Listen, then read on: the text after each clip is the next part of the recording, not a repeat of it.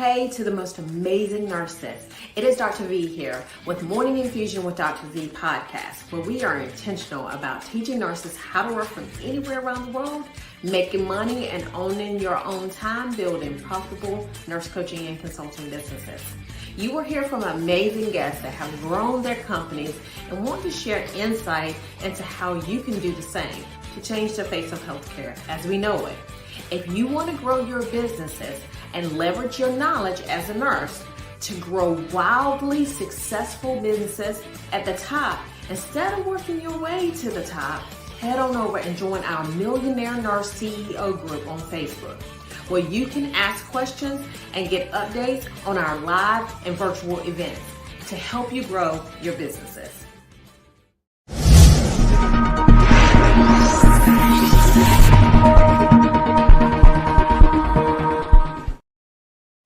Good evening or good morning, everyone.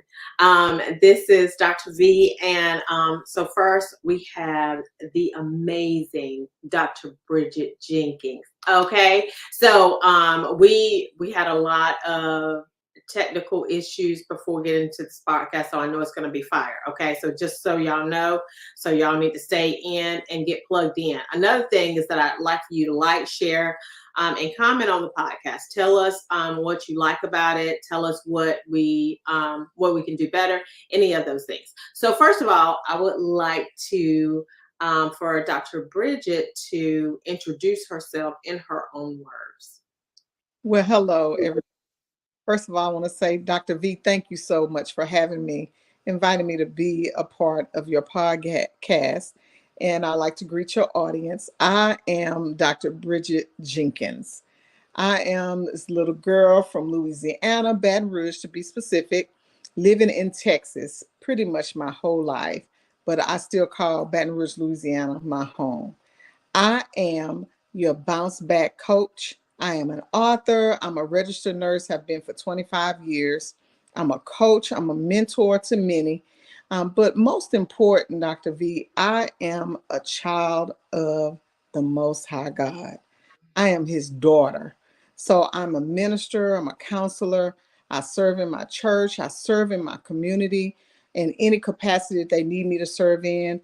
I'm an educator. I teach a lot of health and wellness courses because I believe, just as the Bible says, that God wants us to be prosperous and in good health. I am a serial entrepreneur, author of 8 books, 2 businesses, and then I have 3 amazing adult children and 2 grandsons. So that's just a little bit about who I am. I love it. I love it. You know, the grandsons are probably the best thing out of the children. I mean, you know, they're all right. But, yeah. Them grandchildren, they special. That's right. That's right. That's right. So, okay. So, you know, we always go back and we always want to start with, you know, the reason why you even wanted to become a nurse, you know, because some of us, like me, like we never wanted to become a nurse. It was never a thing that I even thought about when I was younger. So why did you even become a nurse?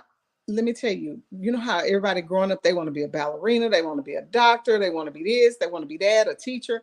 I only to be a nurse my whole life. And here's why. My grandfather, my father's parents, my grandfather was sick and he was back and forth in the hospital, and I watched these people take care of him in Jackson, Mississippi. But they were all white.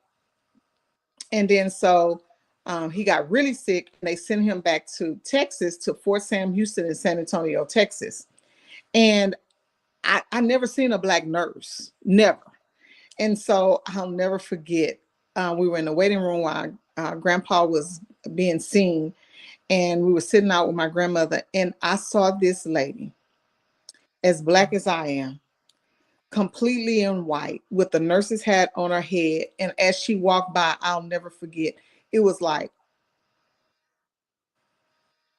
and then I said, "Are you a nurse?" She says, "I am." She was actually a lieutenant in the Army Corps, Army Nurse Corps. And at that moment, I knew I could become a nurse. I had assisted my grandmother with taking care of my grandfather. Go getting him some water, take his temperature, put a cool towel on his head, serving him like my grandmother did. But to see all of these white ladies taking care of him, I was like, this, it's a white, nurses are white, until I saw her. And from that day on, I declared that I was going to be a nurse, and I was 7 or 8 years old at that time. You know what? I love that. I love that representation. And I say that all the time because representation is everything, right? You can't believe that you can do it. And I tell the story about rounding the fountain at the hospital in which I work at.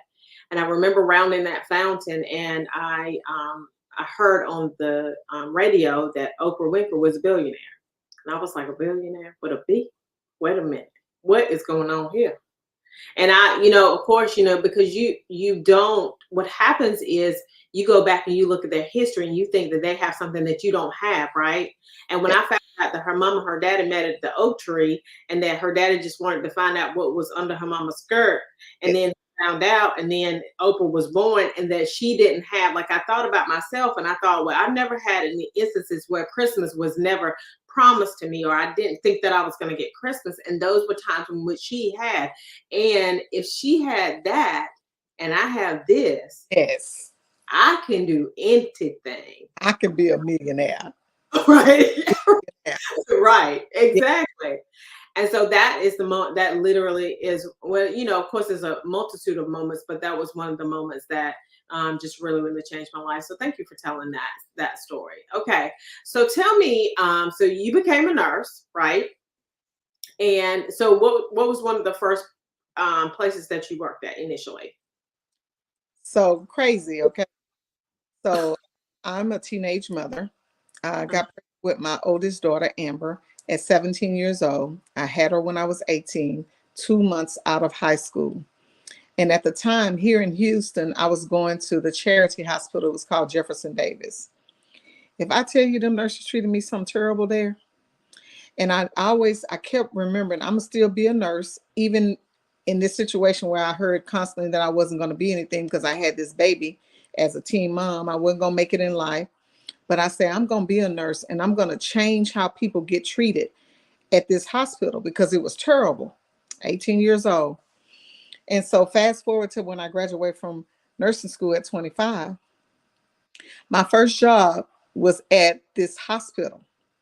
They changed the name from Jefferson Davis, changed the building, but it's everybody just, they closed that building because it was old and dilapidated, and moved to LBJ Hospital. My first job was at that hospital in labor and delivery. Did Yes. you meet those nurses again? And I'll tell you, one of the first nurses I met, I didn't remember her name, but I remembered her voice. And they were taking us on a tour of the unit, and I heard her voice, and I said, that's that lady that told me I wasn't going to be nothing. I never forget. So she's the one that told you weren't going to be nothing? I mean, I heard it from everybody, at pretty much family, everybody.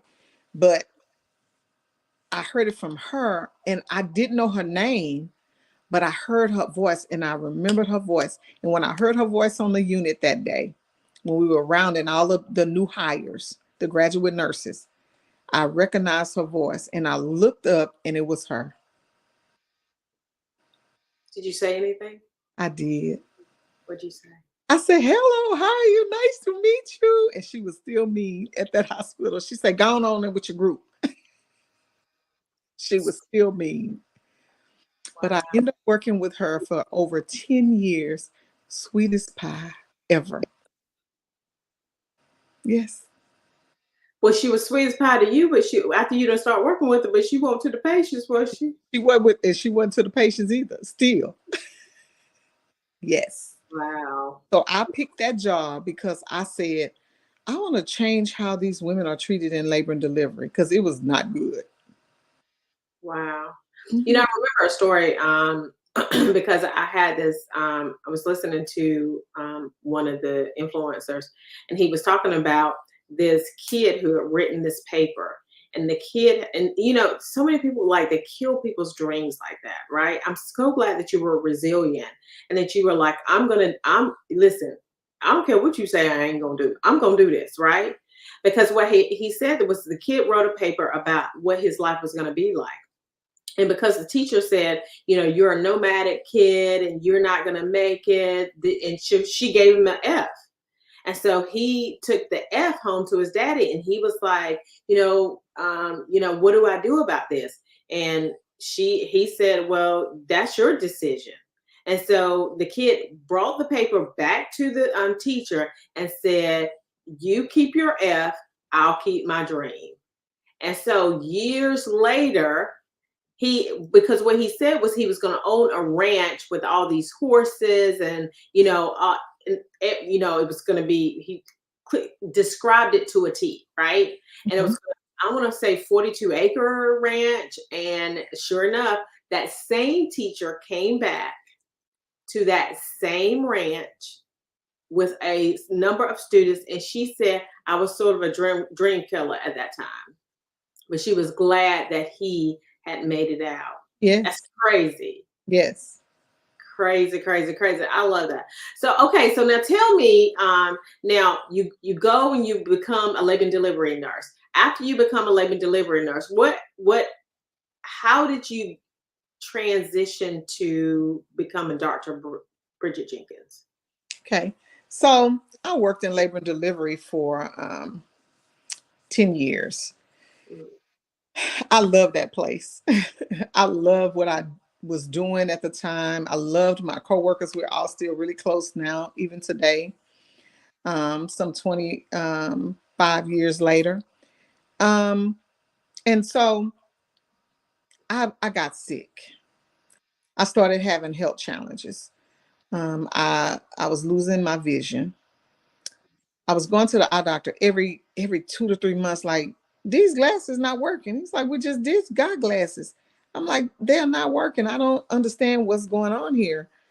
And he's like looking in my eyes. He said, I don't know why. So I'm constantly, for about a year, I think I went to the eye doctor 3 or 4 times. And every time I went, my prescription changed. And so he said, I need to consult with your primary doctor because something's not right here. And so he did, and she ran a lot of tests, and she said, I really want you to go see a rheumatologist. And she said, you have headaches, you have, sometimes I'm holding a glass of water and it just drop out my hand, like I lose my strength. And so she sent me to a rheumatologist, and she started telling me that I think you have multiple sclerosis. I said, MS? She's like, yes. And she said, because your vision is changing too rapidly and you have a lot of the other signs and symptoms. And so at this point, I had to make a decision. I was working, so labor and delivery is very high acuity. And what that means is the patients come in, they have a lot of needs, healthcare needs. You got to be on your toes. You got to be able to work and think and act quickly because their life and the baby's life could depend on it. And so this vision loss that I was having was slowing me down. And so I decided to leave that job. So I left the job and I went on disability while they try to figure out what was wrong with me, and running a lot of tests. But in that time, I'm not going to lie, Dr. V, I was at home waddling and crying in my grief because I loved my job. It's the only job I ever wanted. I wanted to be an L&D nurse. That's all I wanted to do. And so I couldn't do it anymore. And so I was sad. But one day I got up and I said, these kids need me. I was a single mom by this time. They need me, and I can't. If I don't do it, it's not going to get done. And so I enrolled in a school to get my master's, and I had to make a decision. So I started in women's health nurse practitioner, but then I realized that with my vision loss, it was getting too hard for me to do some of the things. So I went to my advisor and asked her, could I switch? And she's like, yeah, this is the perfect time to switch before you go into the next level. So I switched to nurse education. Mm-hmm. And I got my master's degree in nursing education and started teaching at a local community college here. And I absolutely loved it. And guess what I taught? What? OB. Health. Oh, it was amazing. I loved it, and I say, okay, God, I see, I can still do what I love to do, and it was so good because I took one clinical group back to the hospital I used to work at, so I got to see my friends and all the doctors and stuff again, and I loved it. It was amazing, and so as I was working with my master's at one of the bigger colleges here in the Houston area, the opportunity came to get our doctorates. And I had already swore after I got my master's, I was going back to school again. And so, but when this opportunity came, I couldn't pass it up. And I said, Free? huh? Was it free? It was free. The school that I worked for, um, they said, hey, we're offering, we're starting a DNP program, and we want y'all to go and tell us what we need to fix, tell us how good it is and what we need to change. So I was one of I was the second cohort to graduate from Chamberlain College of Nursing with my doctorate degree. Wow. Wow. I love it. So so how long ago was that? I got my doctorate in 2015. 2015. I love it. I love it. I love it. I love it. And that, what you said about really because you basically, I mean, you did it for someone else at that time. You're doing it for yourself at this time. But at that time, I mean, monetizing the knowledge that you already know. And I tell them all the time, you have such a skill set. Yes. And you are saving lives. You can take that skill set outside the organization, and then you can really, really affect change within the organization. Yes. And just be and literally on your own time. Like, how cool is that? Yes. Now, I want to get to where you were on hospice. So how did that come about? So remember I told you I started losing my vision. So I lost a significant amount of vision and then it stopped. I didn't lose any more. And I have been, this eyes have been stable since 2012. Hadn't lost any more vision. So God is good. But some other things started happening. I started having other symptoms. I was having these massive debilitating headaches and joint pain. Well, the MS diagnosis didn't come to fruition. I was negative for MS. And they was like, yeah, I just still believe you have MS because of, all the symptoms. But the doctor, my insurance changed. And so I had to go see another rheumatologist because that one was out of network now. And I went to see another one. She was looking at my chart and she said, I'm gonna just run an autoimmune panel. I'm not gonna be so specific. Because my ANA, the anti-nucleotide acid test came back positive. That means I had an autoimmune disease. And I was like, okay, but we know it's not MS because they specifically tested me for that and it wasn't. So since the ANA was positive, she wanted to run just a full autoimmune disease panel. And I came back for 3 autoimmune diseases. Wow. And so I received a diagnosis of lupus, rheumatoid arthritis, and Sjogren's. And at the time of me receiving Now, can you tell the audience what Sjogren's? Sjogren's is a form of it's an autoimmune disease that affects your eyes and your mouth. It affects your mucous membranes. So you have dry eyes or dry mouth. Gotcha. And sometimes it affects other parts of your body where there's a mucous membrane. Any area of body that's always supposed to be slippery or wet, it will be dry because it attacks that part and is no longer able to produce the mucus causing antibodies that you need in your body. And then was RA, rheumatoid arthritis, it affects your joints. They can be inflamed and painful. And then lupus, it affects the entire body and including the joints. And the form that I was diagnosed with affected my brain. And so as a result, I had multiple strokes. I had pseudotumor cerebri. So it's like I have a brain tumor, but it's not there, but my body thinks it's there. And I had a brain aneurysm. So is really, really bad in 2016. Um, it was bad in 2015, but I couldn't let it be bad because I was at the end of my doctorate. So yes, I was sick in my doctorate. Mm. I lost so my vision was starting to fade, but not from what they thought it was. It was because of the pressure in my brain, the pseudo tumor. And so I was in my last semester and I couldn't see. I could barely see. So I had one of my good girlfriends, her name is Bridgette as well. She came and she would read to me and I tell her what to type so I can do my homework. It's Oh, so important that you have good girlfriends, listen.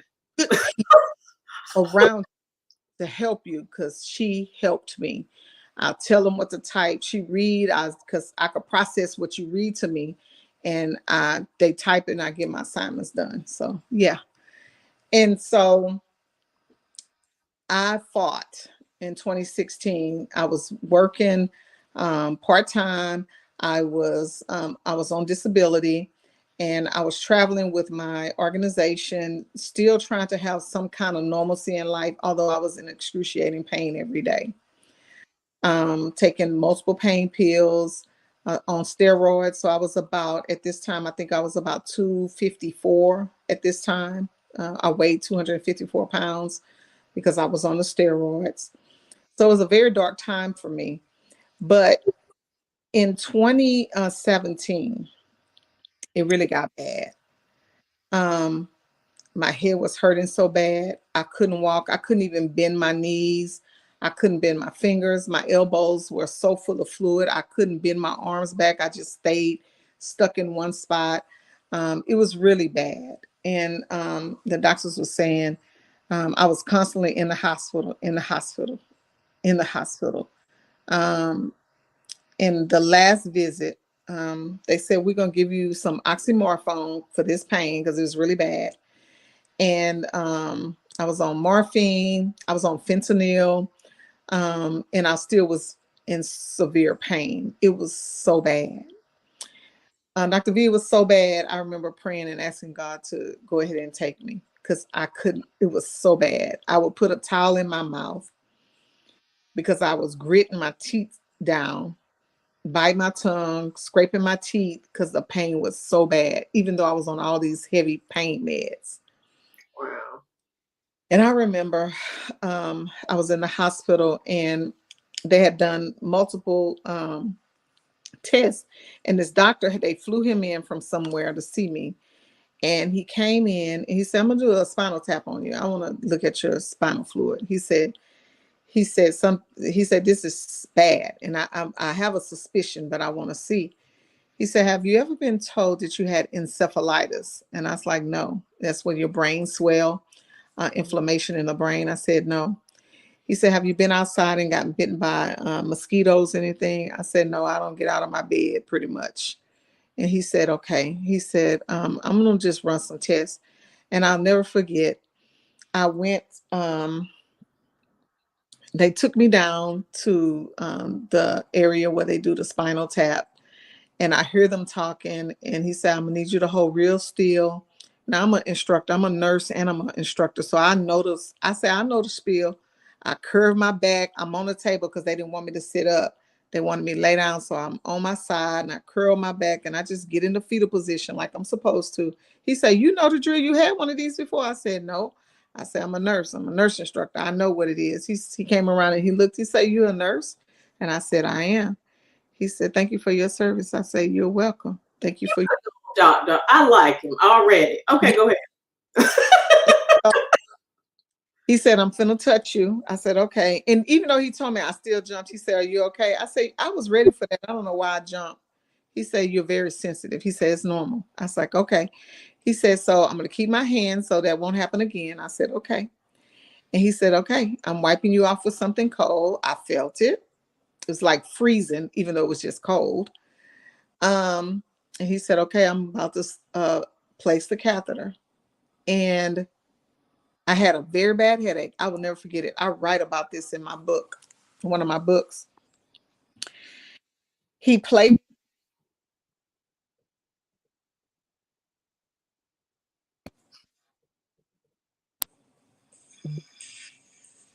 You bet.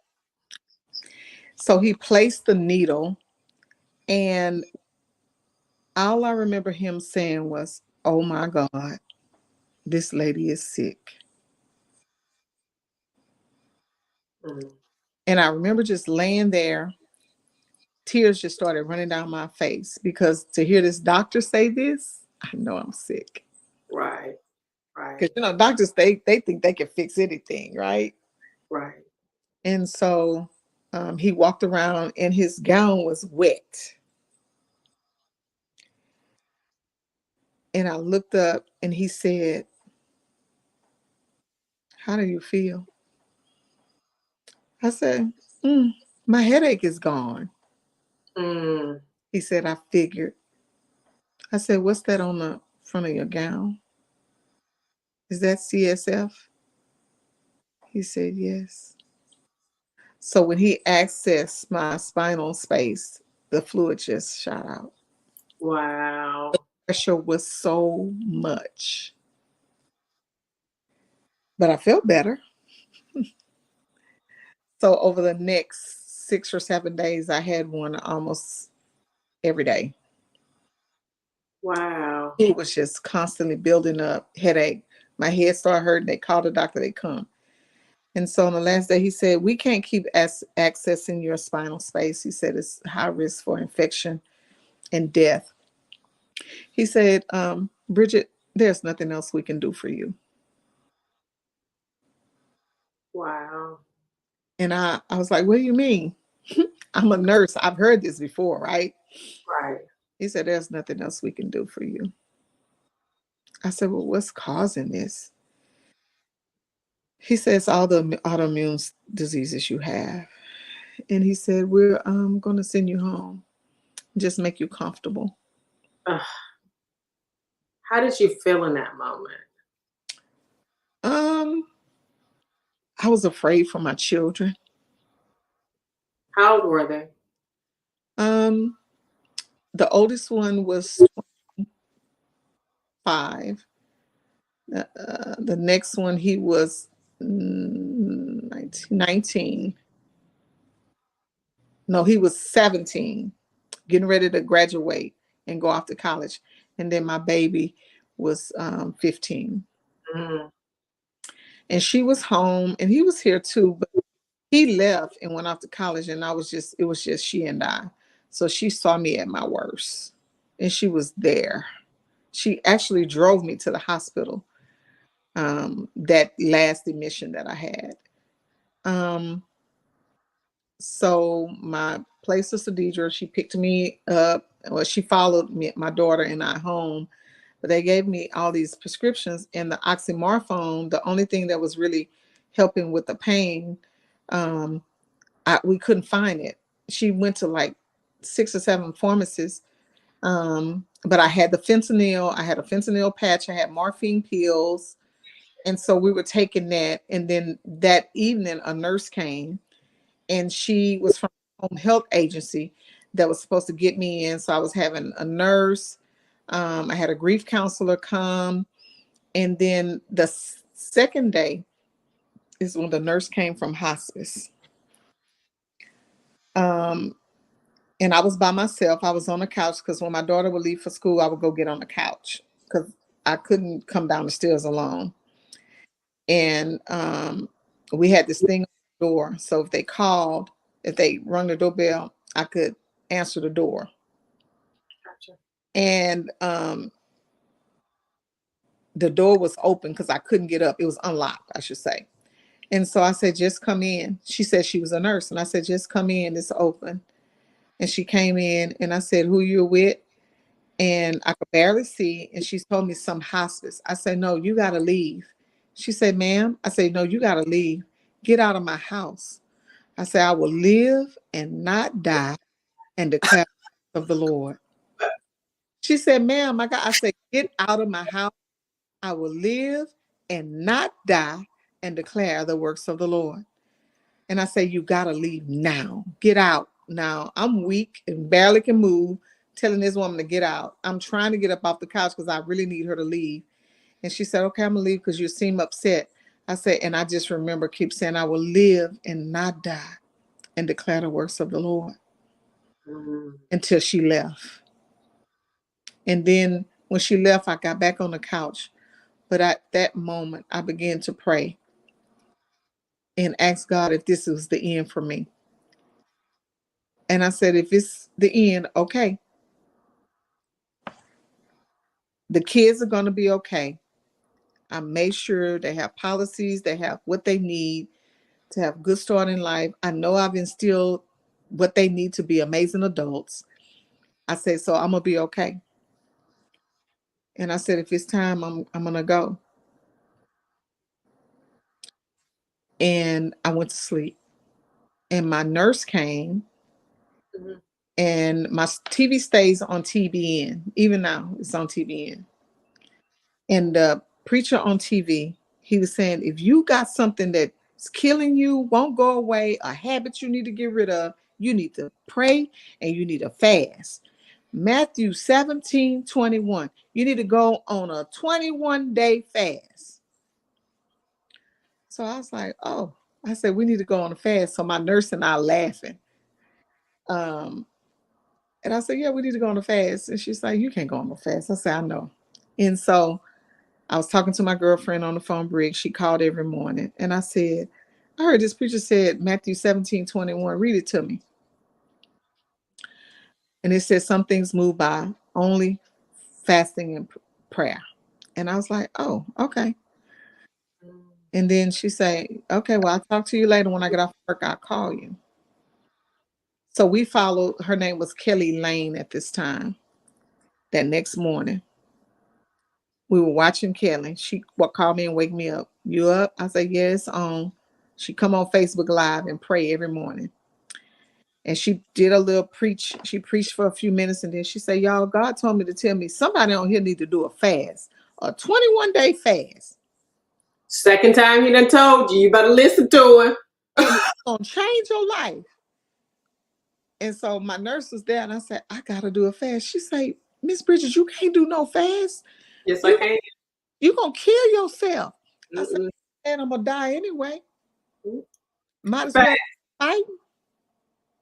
And he's the one that created you, right? If he is the one that created you and he's telling you to do the fast, and he's the one that can heal you. Absolutely. So anyway, so go ahead. I'm loving this story. Go ahead. Yes. And so me and Brig, she said, Lord, I ain't never fasted in my life. I ain't never prayed this much in my life. Lord, have mercy. What am I doing? And BJ, Lord. Now I remember her saying, I don't know how to pray, Lord, but Lord, don't let this girl die on this fast on me, because I'm going to do it with her. So that next day, we read the scripture. Well, she read it to me, and I'll memorize it. I'm gonna just say it every day. And I turned down my plate. My nurse don't bring me no food. She said, I can't believe you're doing this. She said, I have to let the doctor know. I said, you can tell them whatever. They said I'm gonna die anyway. I might as well die believing and fighting. And so we did the fast. We started the fast, and Briggs even did it with me. She even made it.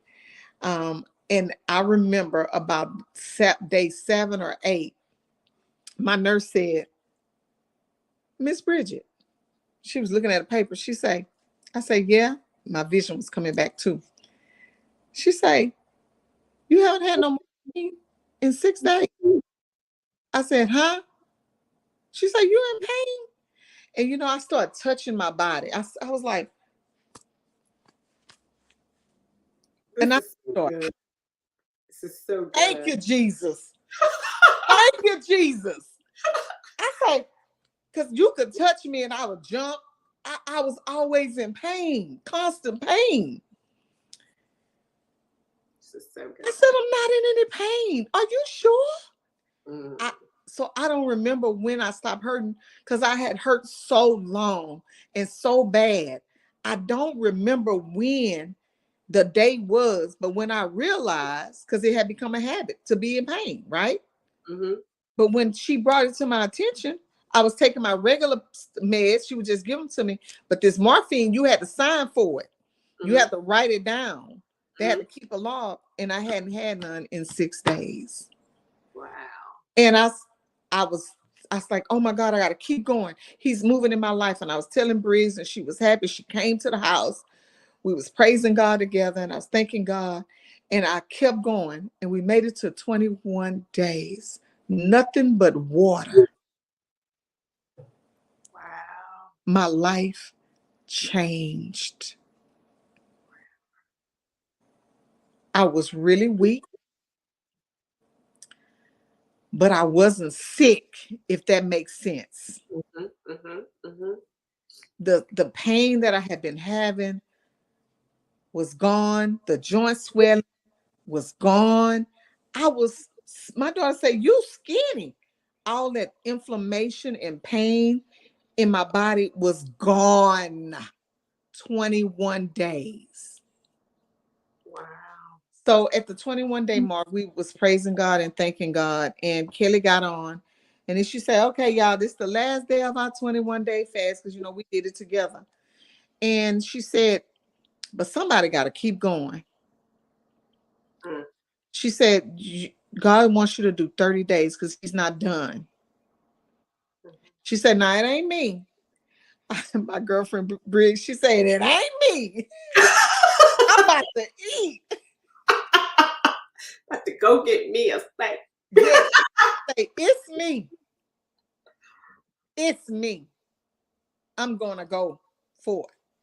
I'm going to keep going. But I also heard, because I could barely move. I was not being able to move because I was hurting, because I was so weak that I needed to take some liquid, some nourishment. And I was like, okay, God, I don't know what to do. And so Briggs said, maybe you can do some cold pressed juice. You can juice. I can't juice. I can't even stand up in the kitchen and wash my hands at the sink. I was so weak. So I was telling my other friend, Dr. Erica Alexander, I was telling her about it. And she said, oh, sis, I got it. I got somebody for you. So she connected me with this lady named Tamala Austin with Jive Juice. Mm-hmm. That same day, it's like I hung up and that lady was at my house in 20 or 30 minutes with the juice I needed. Mm. So she makes the juice, and she Mm-hmm. makes a few smoothies. And my girlfriend made bone broth. And so I'm sipping on this every day, and I feel my strength coming back. Mm. By 30 days, I was walking, shouting in the living room. Take a few steps, shout. Take a few steps, shout. Because God did it. God healed my body on that 30-day fast. Now, if you test me for lupus, I don't even test positive for it. Wow. That. Not none of that medicine they was giving me, none of that stuff worked. None of it. Wow. It was God. Matthew 17:21. Listen, and it's very ironic, because I was talking to my daughter last night about this, because we're on we're doing Lent, right? Mm-hmm. And so, and my church always participates in Lent, and I will participate in Lent, but I participate in my own way, because Yeah. I don't do right. And so, because they be drinking all water, right? And I was like, nah, bruh. I was like, I'm not going all them 40 days without no coffee. Y'all done lost every marble y'all got. Our pastor convicted us, right? And he was like, he said, in order for there to be change in your home, you have got to participate in the fast, and everybody in your family. Yes. And so my husband heard that, right? Because my husband was kind of like I was, like, we ain't stopping our coffee. And so we have been doing nothing but water. And like, I'm a juicer. Like, I like cold pressed juice. Yeah. I ain't even juicing, right? And so I am eating, okay? So so we've been doing that. And I was telling my daughter just last night, I said, let me tell you something about fasting and praying.